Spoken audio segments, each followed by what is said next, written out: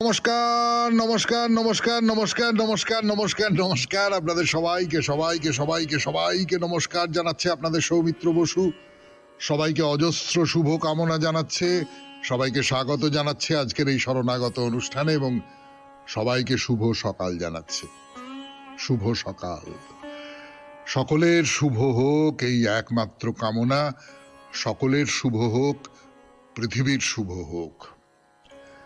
আজকে শ্রী নিত্যানন্দ প্রভুর আবির্ভাব তিথি। আপনারা সকলেই নিত্যানন্দ প্রভুর কথা শুনেছেন।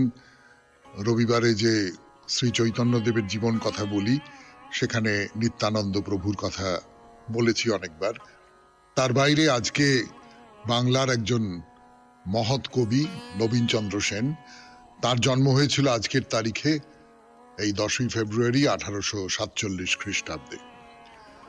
এবারে বেনি মাধবশীলের পঞ্জিকা অনুযায়ী আজকের দিনটার কথা বলবো। আজকে 27শে মাঘ 1431, ইংরেজির 10ই ফেব্রুয়ারি 2025 সোমবার। আজ ত্রয়োদশী। সূর্যোদয়ের সময় সকাল 6টা বেজে 18 মিনিট, সূর্যাস্তের সময় বিকেল 5টা বেজে 26 মিনিট। নক্ষত্র পুনর্বসু। আজকে জন্মে মিথুন রাশি, শূদ্র বর্ণ, মতান্তরে বৈশ্য বর্ণ, দেবগণ। দিনের বেলা 12টা বেজে 43 মিনিট গতে কর্কট রাশি, বিপ্রবর্ণ। আমাদের হোয়াটসঅ্যাপে চিঠি পাঠাবার নাম্বার 9831922927। চিঠির গোড়ায় অতি অবশ্যই SG লিখতে হবে। আর আপনাদের তো নিশ্চয়ই মনে আছে, সামনের বৃহস্পতিবার যে চিঠি লিখতে হবে আপনাদের, সেই চিঠির বিষয় কি? সেই চিঠির বিষয় হচ্ছে পুণ্য কাজ। জীবনে কোনো না কোনো কাজ তো করেছেন, সকলেই করেছি আমরা, একটি নয় একাধিক করেছি, যেটা পুণ্য কাজ বলে মনে করেছি। এই কাজটা করে আমার বেশ পুণ্য হলো। তো সেই রকম কোনো একটি কাজের কথা, সেটা 250 শব্দের মধ্যে লিখে পাঠান। দেখা যাক আমাদের শরণাগত পরিবারের মানুষজন পুণ্য কাজ বলতে কি বোঝেন, কি বোঝেন, সেগুলো আমরা একটু দেখি।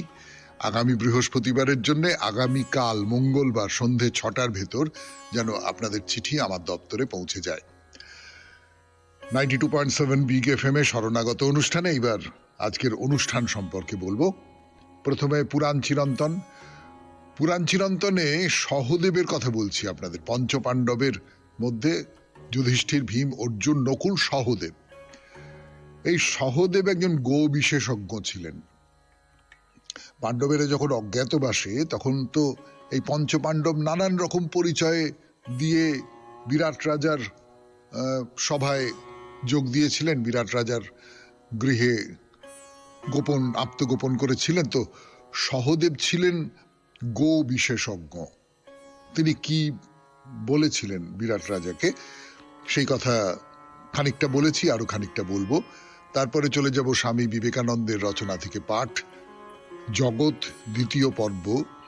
তার বেশ খানিকটা অংশ পড়া হয়ে গেছে, তারপরের অংশ পড়ে শোনাবো। ঠাকুর শ্রী রামকৃষ্ণ পরমহংসদেবের কথামৃত থেকে পড়ে শোনাচ্ছি আপনাদের দীর্ঘ দীর্ঘ দীর্ঘদিন ধরে। তার খানিকটা অংশ শোনানো হবে। অতঃপর স্বামী লোকেশ্বরানন্দজির রচনা থেকে পাঠ করে শোনাবো, আপনাদের চিঠিপত্র, এবং শেষে বাইরে দূরে। 92.7 বিগ FM এ শরণাগত অনুষ্ঠান শুনছেন। আমি আছি আপনাদের সঙ্গে, আপনাদের সৌমিত্র বসু। ফিরে আসছি পুরাণ চিরন্তন নিয়ে গানের পর। ফিরে এলাম গানের পর। শুনছেন 92.7 বিগ FM এ শরণাগত অনুষ্ঠান। বিরাট রাজার সভায় এসে সহদেব কি বলেছিলেন, এই কথাটা প্রাসঙ্গিক হয়ে পড়ে। তার কারণ বিরাট রাজার একটা বিশাল গো সম্পদ ছিল, প্রচুর গরু ছিল, এবং সেই সমস্ত গরুগুলো দখল করে নেবার জন্য দুর্যোধন এবং সুশর্মা, ত্রিগর্ত রাজ্যের অধিপতি, এরা দুজনে মিলে ষড়যন্ত্র করে গিয়েছিলেন। তারপরে সে যুদ্ধ হয়েছিল, সেই সব কাহিনী আপনারা সকলে জানেন। তো এই যে বিশাল যে গো সম্পদ, সহদেব যখন বিরাট রাজার কাছে এসে এখানে বাস করতে চাইলেন, তখন তিনি বললেন যে আমি এখানে থাকতে চাই। তো সহদেব বলছেন যে আমি পাণ্ডবদের গো রক্ষার কাজ করতাম। বলছেন যে যে কোনো গরুর ভূত ভবিষ্যৎ বর্তমান আমি জানি, একটা ব্রজভূমিতে 10 যোজন পর্যন্ত যে সমস্ত গরুরা চড়ে বেড়ায় তাদের প্রত্যেকটির দুর্লক্ষণ সুলক্ষণ আমি খুব ভালো করে জানি। আমার এই সমস্ত গুণ সেই মহাত্মা যুধিষ্ঠিরের জানা ছিল এবং সেই জন্যই তিনি আমাকে পছন্দ করতেন। সবচেয়ে বড় কথা, এই যে গো সম্পদ, এটা কেমন করে সংরক্ষণ করতে হবে সে ব্যাপারে আমি একেবারে পারদর্শী। কিভাবে গরুদের সংখ্যা বাড়বে, তারা যাতে কোনো রকম রোগে না পড়ে যায়, এই সমস্তটা আমার জানা আছে। আর যে সমস্ত বৃষরা রয়েছে যাদের সূত্র ধরে গরুর প্রজনন হবে তাদের কথা বাদ দেবো কেন? কোন বৃষর লক্ষণ ভালো সে ব্যাপারে আমার এতটাই জানা আছে যে সে সমস্ত বৃষের মূত্রগন্ধ শুকে একটা বন্ধা গাভীও প্রসব করে ফেলবে। সহদেব এইভাবে নিজের পরিচয় দিচ্ছেন। তো সহদেবের কথা শুনে বিরাট বললেন যে, শোনো, আমার যে গাভীগুলো আছে তাদের তো বিশেষত্ব অনুসারে নানান বর্গ আছে। এক একটা জায়গায় এক লক্ষ পশু আছে, তাদের জন্য আমার আলাদা আলাদা সমস্ত গোশালা আছে। এই সমস্ত দায়িত্বটা বিরাট রাজা সহদেবের হাতে তুলে দিয়েছিলেন। 92.7 বিগ FM এ শরণাগত অনুষ্ঠানে শুনছেন পুরাণ চিরন্তন, গো কথা। ফিরে আসছি গানের পর। সহদেবের কথাটা বলা হলো, এটা কেন বলা হলো আপনারা বুঝতে পারছেন। মানে গরু কতখানি সংরক্ষণযোগ্য, গরুর অসুখ বিসুখ, গরুর প্রজনন, এই সমস্তগুলো কতখানি গুরুত্বপূর্ণ এবং সেটা একজন রাজার কাছে কতটা গুরুত্বপূর্ণ সেইটা বুঝতে পারা যায় সহদেবের এই সমস্ত কথাবার্তা। সহদেবের সঙ্গে বিরাট রাজের যে কথাবার্তা, তার ভেতর থেকে আপনারা নিশ্চয়ই আন্দাজ করতে পারছেন। তো এইরকম একটা সম্পদ, সেই সম্পদটাকে দখল করে নেবার জন্য অন্য রাজ্যের রাজারা চেষ্টা করবে, তাতে তো খুব অবাক হবার মতন কিছু নেই। তো যেটা বলছিলাম আপনাদের, যে দুর্যোধন গেলেন, তার আগে সুশর্মা আছে তার সৈন্য টৈন্য নিয়ে বিরাটের যে গোশালা সেখান থেকে গরু তাড়িয়ে নিয়ে যে গোপালক যারা আছে আর কি, যারা গরুর দেখাশোনা করে ইত্যাদি ইত্যাদি করে, তাদের একেবারে ছত্রভঙ্গ করে দেওয়া হলো। মানে কৌরবেরা সংখ্যায় অনেক, সৈন্য প্রচুর সৈন্য, তারা কতগুলো গরুকে চুরি করেছিল বলুন তো? আছে, মহাভারতে আছে, 60,000 গরুকে বার করে নিয়ে গিয়েছিল। 60,000 গরু, কল্পনা করতে পারছেন? এই 60,000 গরুকে তারা বার করে নিল, গরুগুলো চারপাশে রথ দিয়ে একদম ঘিরে দিল, নিয়ে সেই রথগুলো যাচ্ছে, তার ভেতরে ভেতরে গরুগুলো যাচ্ছে, এই রকম করে গরুগুলোকে হরণ করে নিয়ে যাচ্ছে। তো এইখানে অর্জুন, তিনি তো বৃহন্নলা সেজে আছেন বিরাট রাজার অন্তঃপুরে, উত্তরকে সারথি করে যুদ্ধে এসছেন। অর্জুনের মুখোমুখি হবার আগেই ভীষ্ম 1/4 সৈন্য সহ দুর্যোধনকে হস্তিনাপুরের দিকে পাঠিয়ে দিয়েছেন, যাতে এই গরুগুলোকে অন্তত হস্তিনাপুরে পাঠানো যায়। তো ভীষ্ম অর্জুনের বিরুদ্ধে সেনাব্যূহ তৈরি করবার আগেই দুর্যোধনের দায়িত্বে গরুগুলোকে হস্তিনার দিকে রওনা করে দিয়েছেন। অর্জুন যুদ্ধে এসেই প্রথমে গরুগুলোকে দেখতে না পেয়ে, আর দুর্যোধনকেও দেখতে পাচ্ছেন না, তো উত্তরকে বললেন, আমি তো রাজা দুর্যোধনকে দেখতে পাচ্ছি না, নিশ্চয়ই তিনি ওই গরুগুলোকে নিয়ে দক্ষিণ দিকের রাস্তা ধরেছেন, এইভাবে নিজেকে বাঁচাবার চেষ্টা করছে বলে সারথিকে বলছেন, সবাইকে ছেড়ে তুমি দুর্যোধনের কাছে চলো, আগে গরুগুলোকে ফিরিয়ে আনতে হবে, এই কাজটা সবার আগে করতে হবে। বুঝতে পারছেন তো মহাভারতের যুগে গরু কতখানি গুরুত্বপূর্ণ। শুনছেন 92.7 বিগ FM এ শরণাগত অনুষ্ঠানে। শেষ হলো পুরাণ চিরন্তন, এরপর গান, গানের পর জগৎ দ্বিতীয় পর্ব, স্বামী বিবেকানন্দের বক্তৃতা বা প্রবন্ধ যাই বলুন না কেন, সেখান থেকে পড়ে শোনাচ্ছি আমি আপনাদের সৌমিত্র বসু। জগৎ দ্বিতীয় পর্ব, 92.7 বিগ FM এ শরণাগত অনুষ্ঠানে স্বামী বিবেকানন্দের রচনা থেকে পাঠ। এতক্ষণ আমরা বিচারে বেশ অগ্রসর হইলাম, আর এতদূর পর্যন্ত আধুনিক বিজ্ঞানও আমাদের সহায়। আধুনিক বিজ্ঞানবিদেরা ক্রমে ক্রমে প্রাচীন ঋষিদের সহিত একমত হইতেছেন এবং তাহাদের যতটুকু প্রাচীন ঋষিদের সঙ্গে মিলে ততটুকুতে কোনো গোল নাই। বৈজ্ঞানিকেরা স্বীকার করেন যে প্রত্যেক মানুষ এবং প্রত্যেক জীবজন্তুই কতকগুলি অনুভূতির সমষ্টি লইয়া জন্মগ্রহণ করে। তাহারা ইহাও মানেন যে মনের এই সকল কার্য পূর্ব অনুভূতির ফল। কিন্তু তাহারা এইখানে আর এক শঙ্কা তুলিয়া থাকেন। তাহারা বলেন ওই অনুভূতিগুলি যে আত্মার, তাহা বলিবার আবশ্যকতা কি? উহা কেবল শরীরের ধর্ম বলিলেই তো হয়। উহা বংশানুক্রমিক সঞ্চার, হেরেডিটারি ট্রান্সমিশন, এ কথা বলিলেই তো হয়। ইহাই শেষ প্রশ্ন। আমি যেসব সংস্কার লইয়া জন্মিয়াছি সেগুলি আমার পূর্বপুরুষদের সঞ্চিত সংস্কার, ইহাই বলো না কেন? ক্ষুদ্র জীবাণু হইতে সর্বশ্রেষ্ঠ মনুষ্য পর্যন্ত সকলেরই কর্মসংস্কার আমার ভিতরে রহিয়াছে, কিন্তু উহা বংশানুক্রমিক সঞ্চার বশেই আমাতে আসিয়াছে। এইরূপ হইলে আর কি গোল থাকে?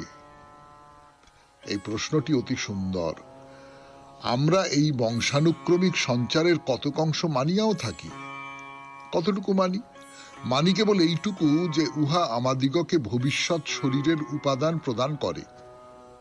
আমরা আমাদের পূর্ব কর্মের দ্বারা শরীর বিশেষ আশ্রয় করিয়া থাকি, আর যে সকল পিতামাতা তাহাদের কর্মের গুণে ওই আত্মাকে সন্তান রূপে পাইবার উপযুক্ত হইয়াছেন, তাহাদের নিকট হইতেই নূতন শরীরের উপাদান সংগৃহীত হয়।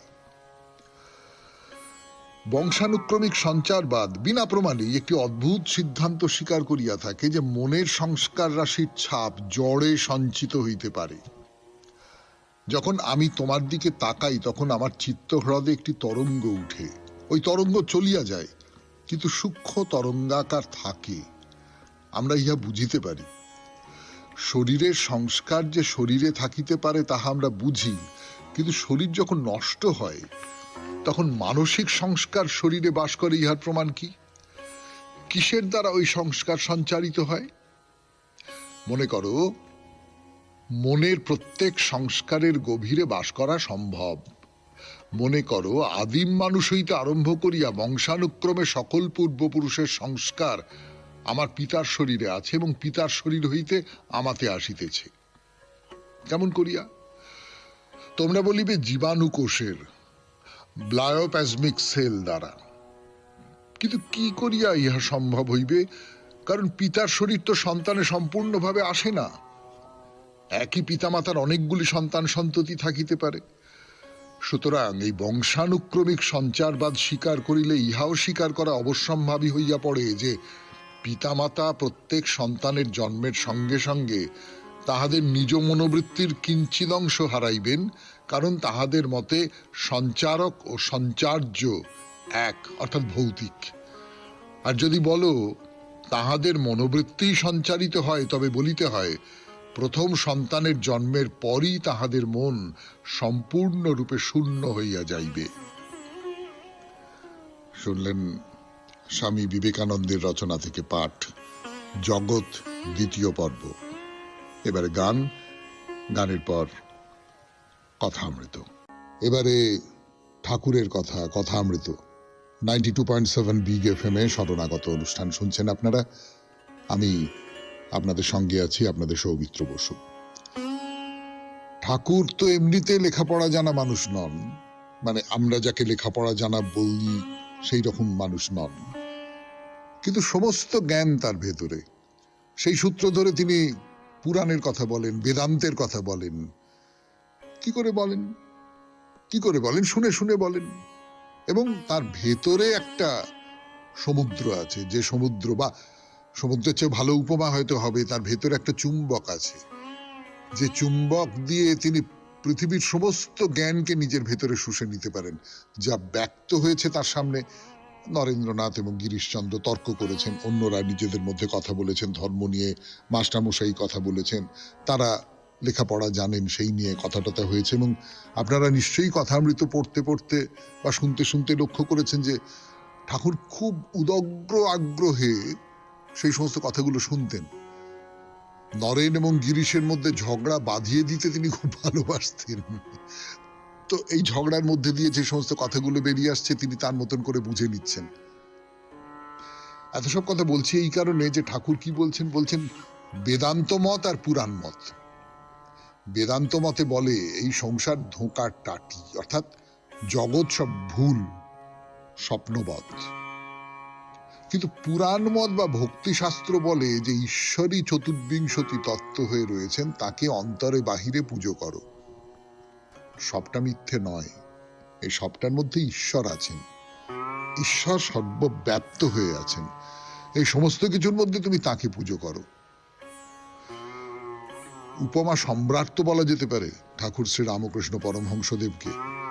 তো তিনি বলছেন যে যতক্ষণ আমি বোধ তিনি রেখেছেন ততক্ষণ সবই আছে, আর স্বপ্নবৎ বলবার জো নেই। আমি আছি, এই আমির একটা বোধ আছে, তো যে আমি একজন মানুষ, স্বতন্ত্র মানুষ, আমার নাম সৌমিত্র বসু, আমি এই এই এই এই এই এই এই করি।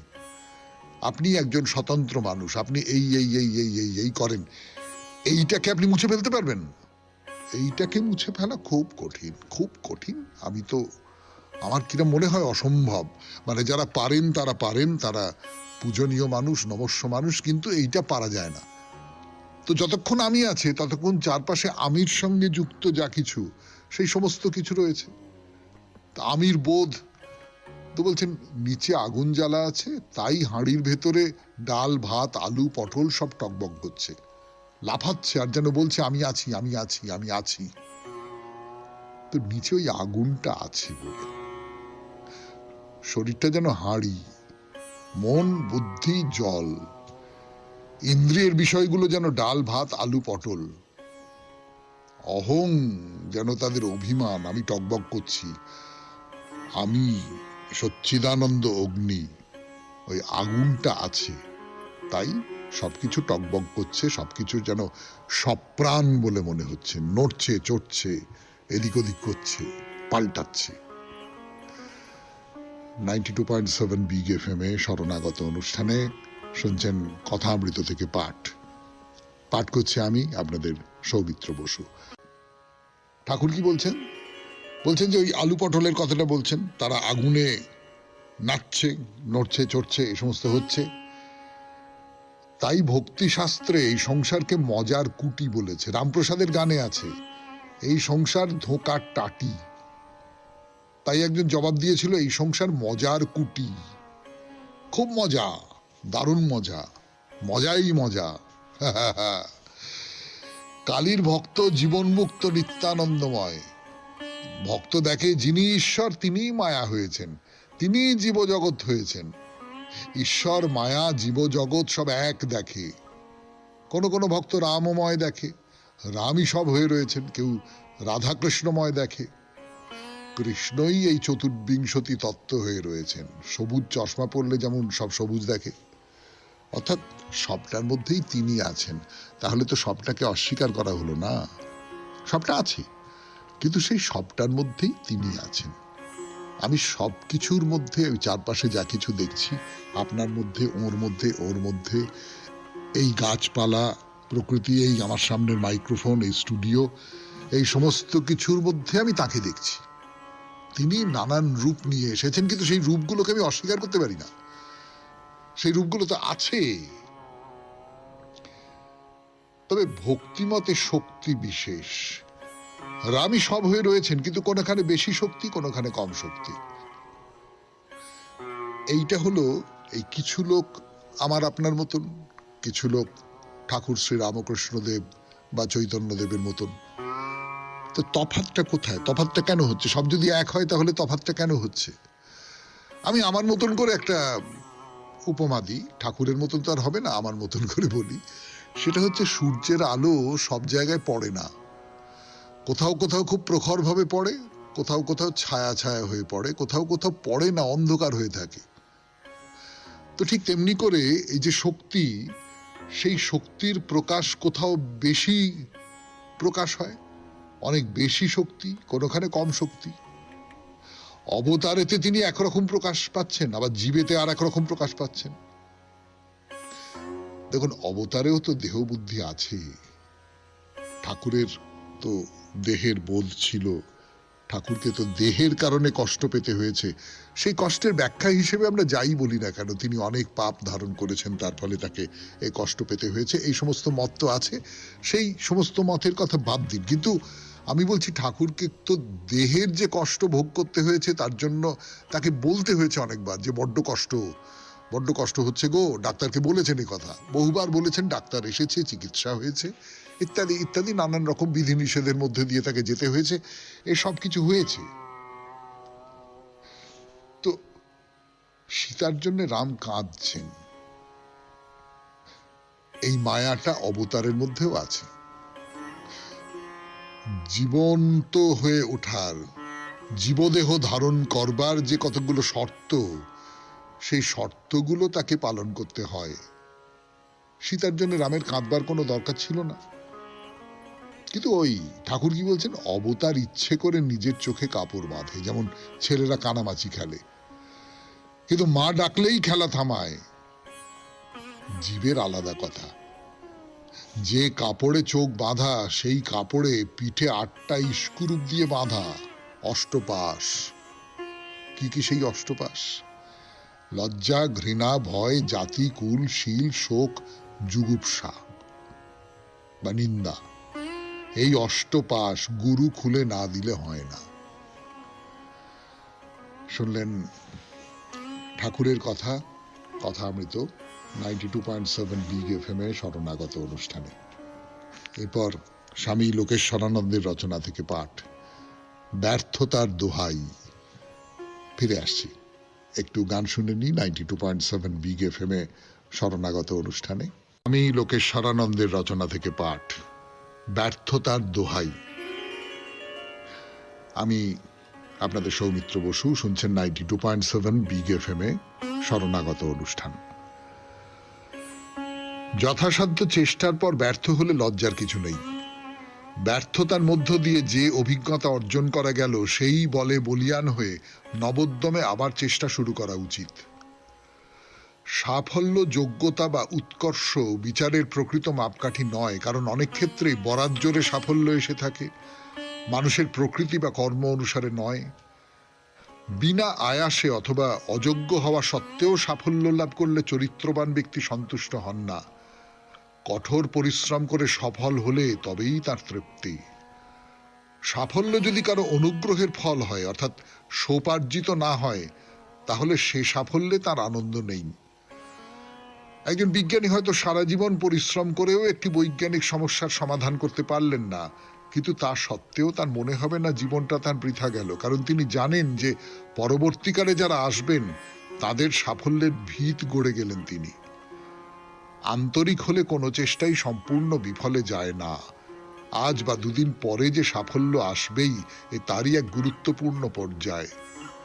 নিশ্চেষ্ট হয়ে বসে থাকার চাইতে চেষ্টা করে বিফল হওয়াও ঢের বেশি সম্মানের।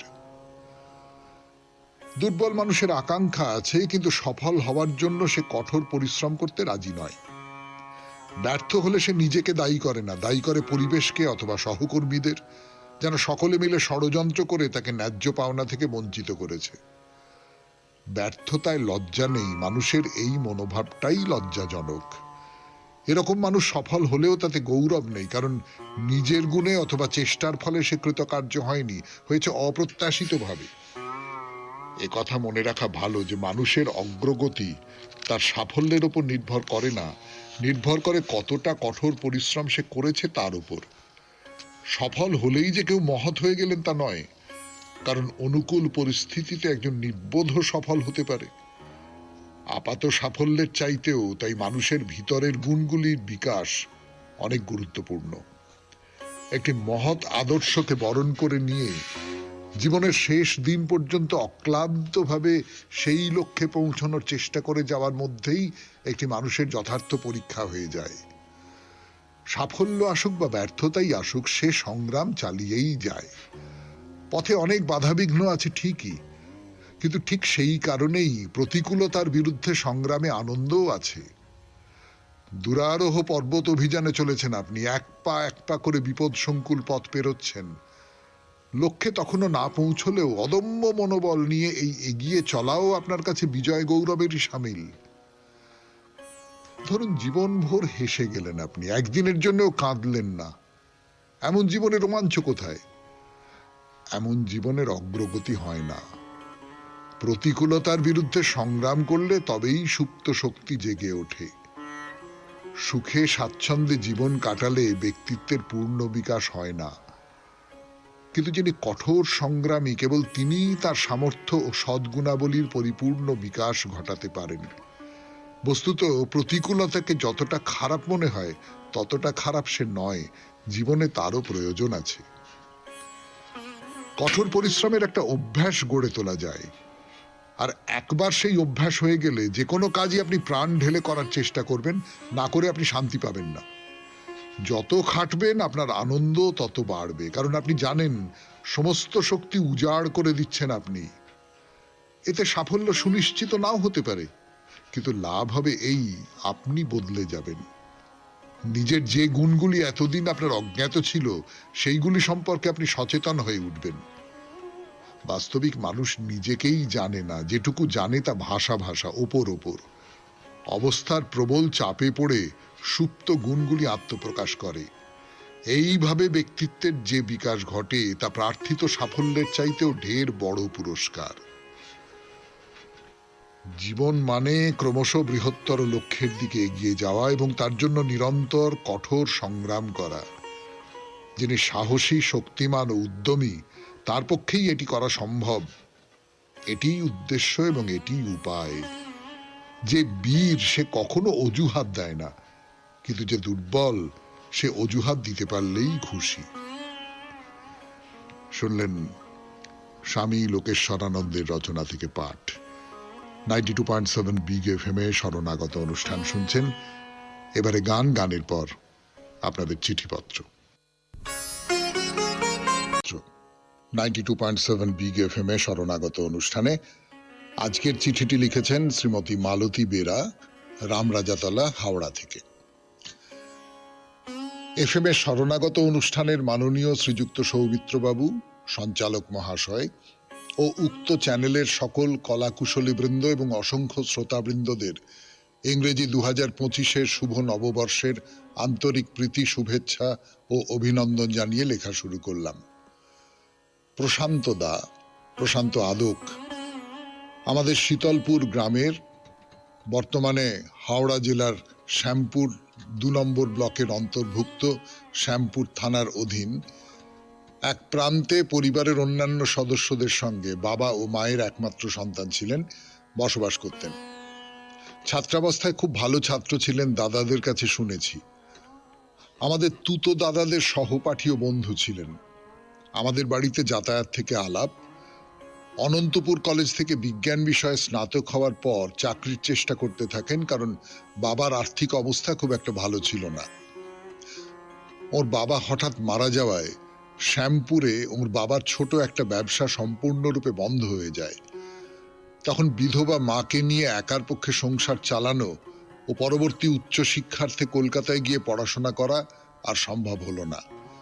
তাই চাকরির সন্ধান করতে করতে উলুবেড়িয়া মহকুমা অফিসে একটি চাকরি পেয়ে যান। আর অত্যন্ত দুঃখের বিষয় হলো, চাকরি পাওয়ার 1 বছরের মধ্যে ওর মা কঠিন অসুখে প্রয়াত হন। এরপর বেশ কয়েক বছর পর শীতলপুরের বাড়িতে প্রশান্তদার সঙ্গে দেখা হয়।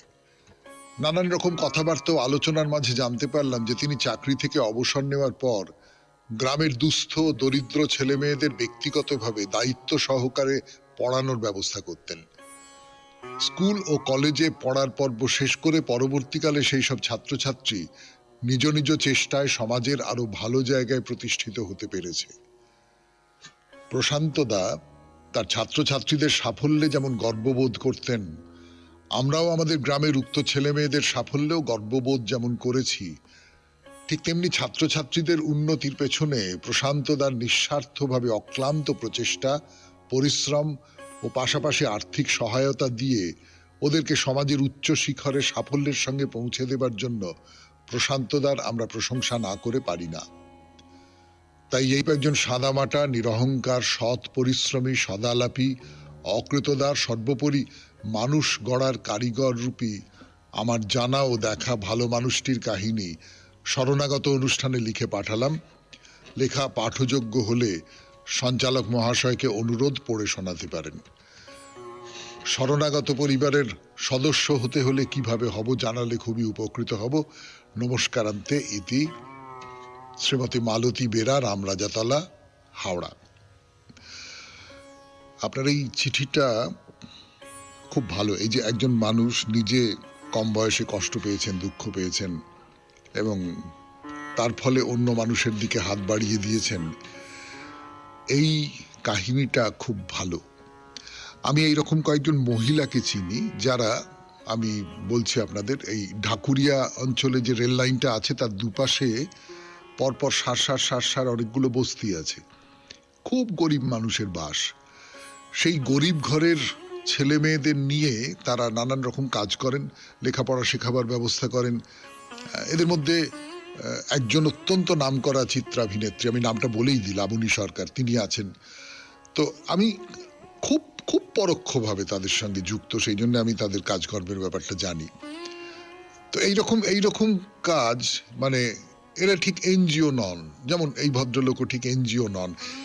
এরা নিজের উদ্যোগে খানিকটা কাজ করবার চেষ্টা করেন। এই ধরনের কাজ কিন্তু মানুষ করেন, হয়ে চলেছে। আর হয়ে চলেছে বলেই সেই চেনা পুরনো কথাটা বলতে ইচ্ছে করে যে এই জন্যই পৃথিবীটা এখনো পর্যন্ত চলছে। আপনাকে অনেক ধন্যবাদ মালতী দেবী। যদি আমি আসলে কোনো ফোন নাম্বার এখানে দিতে পারবো না, সেই জন্য শরণাগত পরিবার এই যে হোয়াটসঅ্যাপ গ্রুপটি, সেখানে আপনি কিভাবে ঢুকবেন আমি বলতে পারবো না, কেননা ওখানে তো অ্যাডমিনকে ফোন করে নিজেকে এর ভেতরে যে আপনি ঢুকতে চান সেটা জানাতে হয়, সেটা করতে পারবো না। ফলে অন্য কোনোভাবে আপনাকে সেই ফোন নাম্বার জেনে নিতে হবে। এবার তাহলে বাইরে দূরে 92.7 বিগ FM এ শরণাগত অনুষ্ঠানে মহারাষ্ট্রের কোলাপুরে আছি আমরা, মহালক্ষ্মীর মন্দিরে। ফিরে আসছি গানের পর।